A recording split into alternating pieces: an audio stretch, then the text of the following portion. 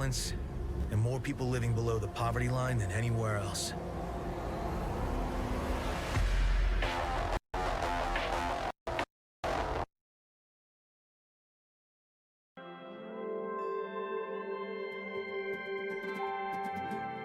Video games, a beautiful medium full of creativity, hard work, and dedication from hardworking devs that work tirelessly to release these experiences we get to play. I know the devs have enough talent and passion to create a wonderful game, which they do, but they are not the only factor on the game's quality. Introducing the publishers like From Software, Rockstar, Nintendo, and Sony.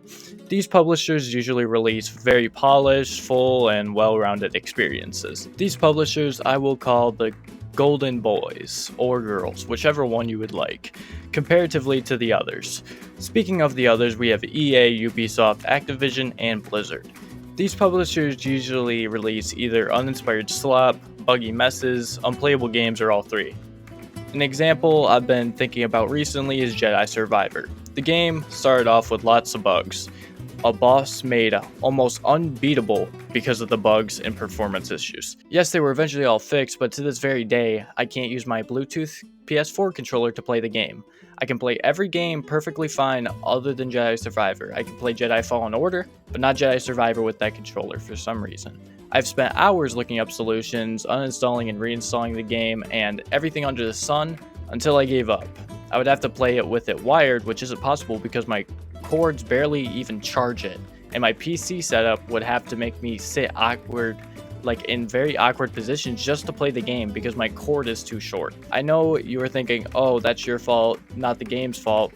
No, it's very much the game's fault because I beat Jedi Fallen Order completely with my PS4 remote set up the same way as it is now. I believe this is just unacceptable when I paid $70 for this game. Why do I have to spend more money on this game just to play it normally? Or actually a better question, why are these games released in this state when obviously the core of the game and the lead of the game were passionate? Well, another common thing with not just EA and goes for the whole industry is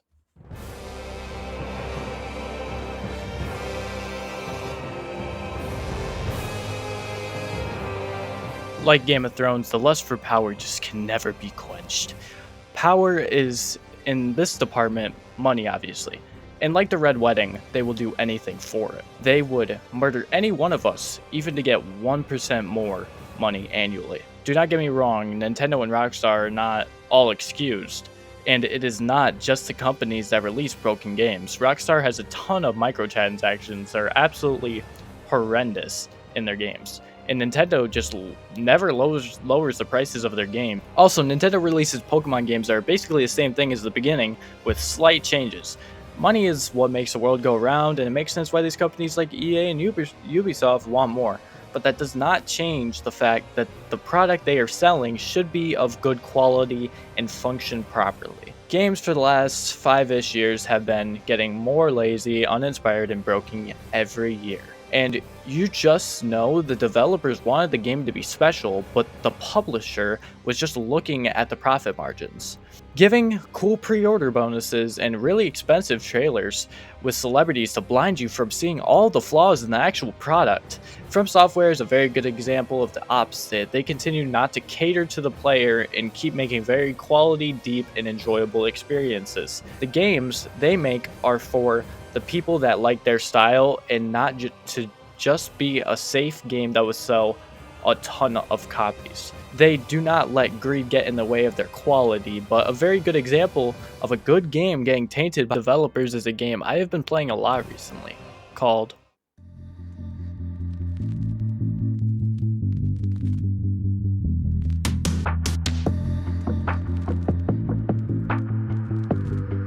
Cyberpunk 2077. It's a very unique experience, and I've been playing it a lot recently. The choices seem to matter, and each character's story is interesting in their own ways. The game still has bugs, kind of a lot, but not even close to when it launched. Just occasional animation glitches and soft locks. The guns feel heavy and powerful, especially the handguns for some reason. The melee combat feels amazing, and movement feels solid. The build variety feels expansive, and you can instantly feel the change when you make it. Then aesthetically, the world looks very vibrant and like a real place. The world is colorful yet still doesn't feel very happy. The world is so compact until you get out of the city and it's a vast wasteland. The city seems like everything is controlled, then out of the city it feels like Mad Max. Then the characters have so much depth and character that they feel real. The interactions you can have with the characters also feels realistic, and the fully voiced protagonist adds more to this realism. But why am I saying all this? Well, the game came out in an absolutely abysmal state and tarnished the reputation of this absolutely special experience. The launch killed most fans' hope and excitement for the game. I personally know multiple people that haven't tried the game since, and understandably so. The game, especially on PS4 and Xbox One, didn't function at all.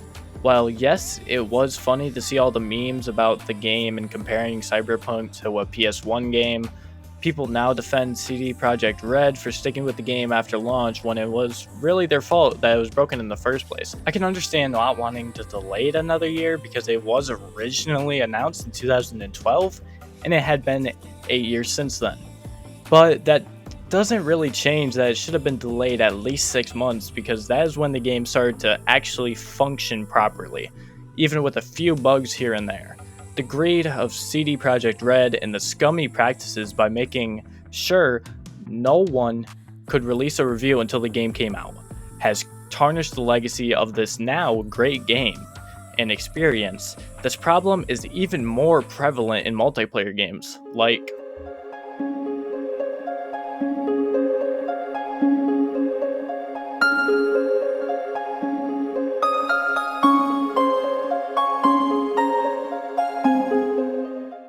Battlefield 2042 is an ambitious title.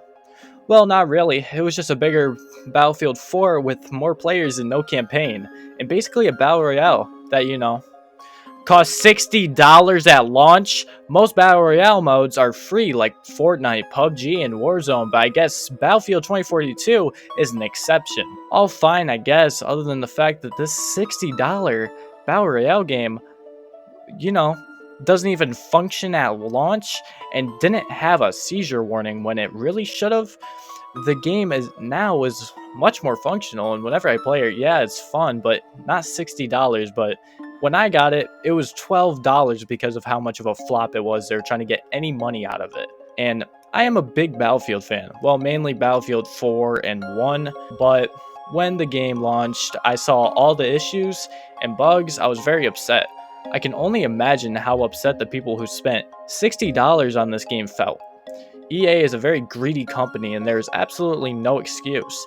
Speaking of, Battlefront 2 at launch was practically unplayable. The servers had issues like the fact that it only had 3 64-player servers online for no reason on launch. This is while almost 10,000 players on Steam were trying to play. EA just kind of likes doing this, and I have absolutely no idea why.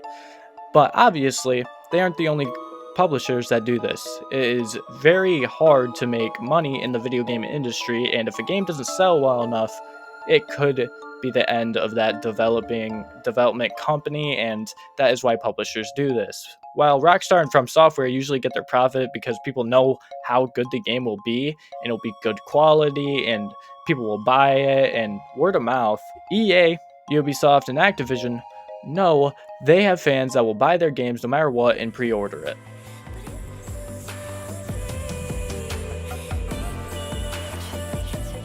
In conclusion, games should be released in better states, but obviously, and that is not anything we can change. But there is something you can do. Do not pre-order games. I know it is tempting, and some games like From Software or Rockstar games, I believe, are kind of exceptions. But still, buy games with caution. Wait around a week after the game comes out and see how well the game is performing, especially on whatever platform you are playing on. It could perform well on a PlayStation, then not well on PC or Xbox. So make sure it performs well on your platform. Well, if the game is broken, either wait for it to be fixed and be on sale, or don't ever buy it. Do not buy it at full price after, because at the end of the day, if they make enough money, they will still think it's okay to release a game in this state. Thank you so much for watching. I would appreciate it a lot if you subscribed. I want to get to 200 subscribers by March, so please help me with this goal. Alright, thank you. Peace.